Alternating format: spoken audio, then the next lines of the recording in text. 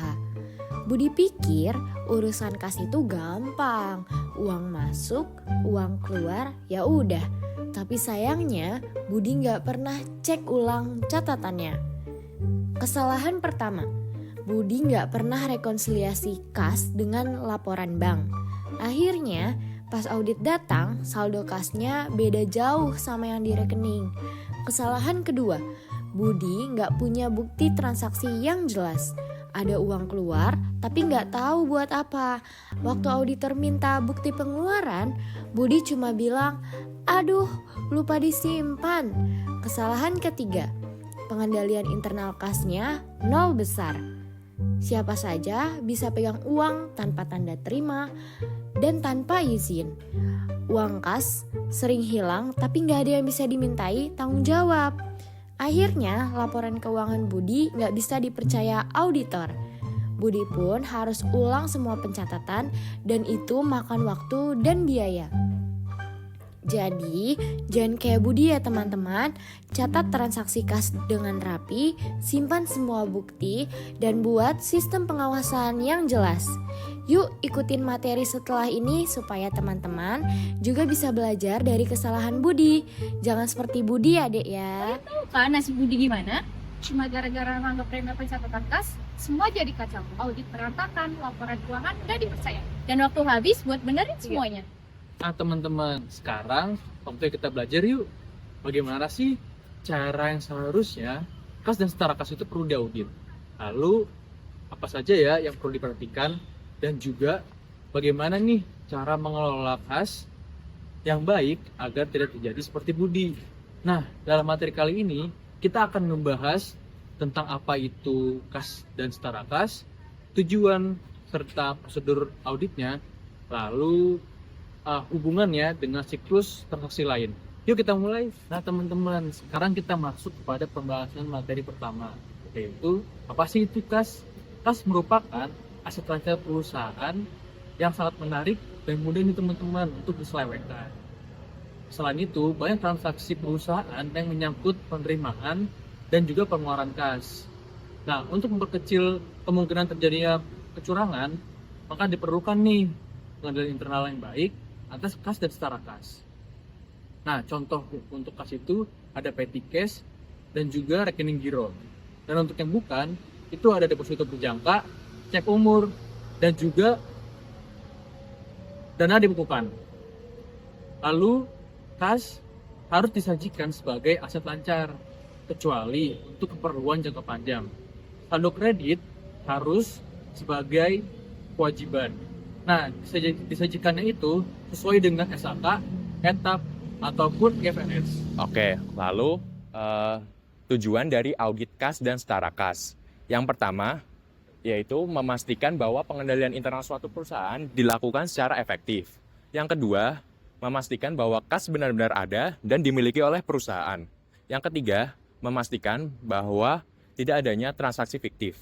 Yang keempat, memastikan bahwa semua transaksi dicatat secara tepat waktu dan akurat.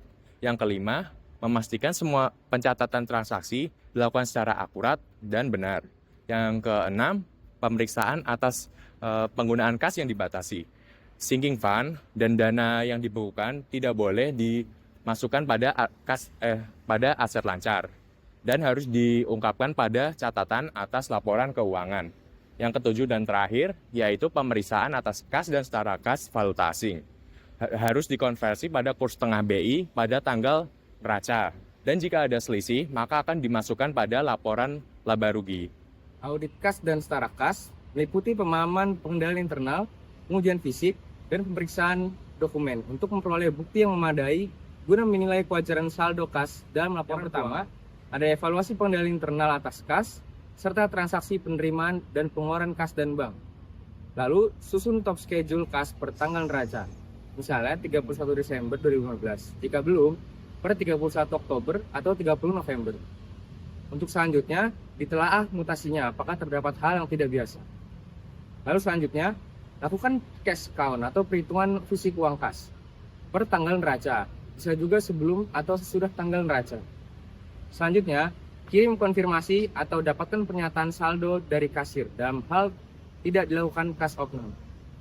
Lalu selanjutnya, kirim konfirmasi ke semua bank tempat perusahaan menyimpan data dan ditandatangani oleh pejabat berwenang sesuai signature card. Sebaiknya tanpa mencantumkan nomor rekening untuk menjaga keamanan informasi. Lalu yang terakhir, minta rekonsiliasi bank per tanggal neraca, misalkan 31 Desember 2015. Kalau terpaksa, karena belum selesai yang Desember, dapat diminta per 31 November 2015. Oke, di sini aku ingin melanjutkan dari prosedur audit kas dan juga setara kas yang sudah dijelaskan oleh rekan saya.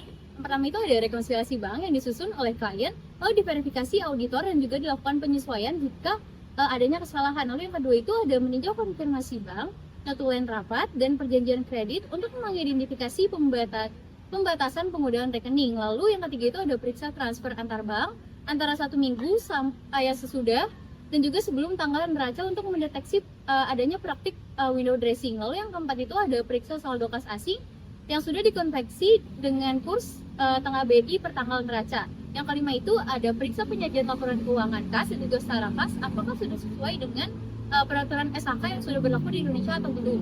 Lalu yang terakhir itu adalah membuat kesimpulan di top schedule ataupun memo.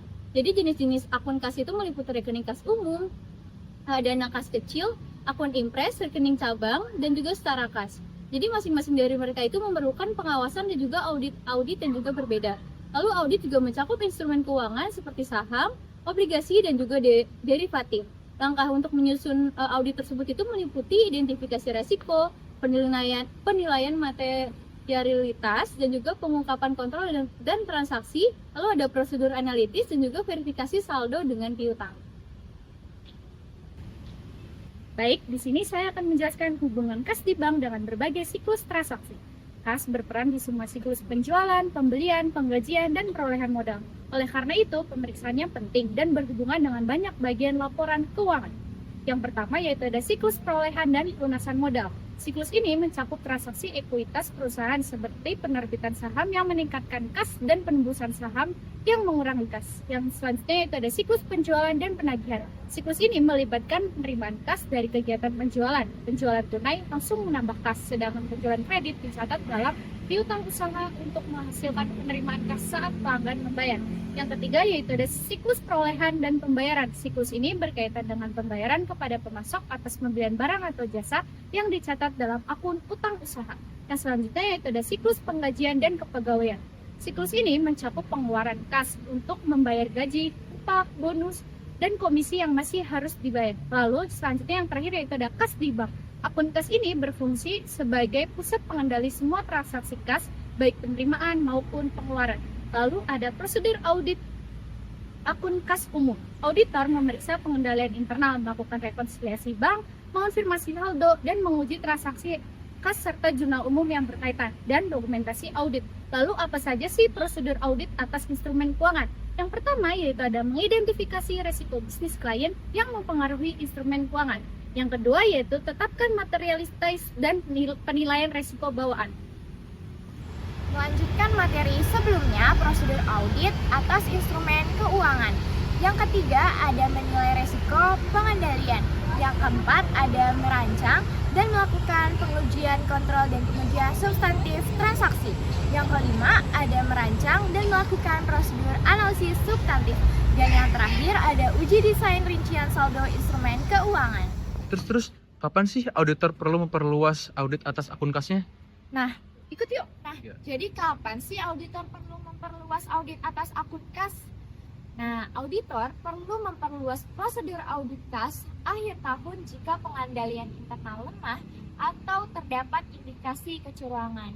Yang dimana tujuannya untuk mengungkap kemungkinan fraud yang berdampak material.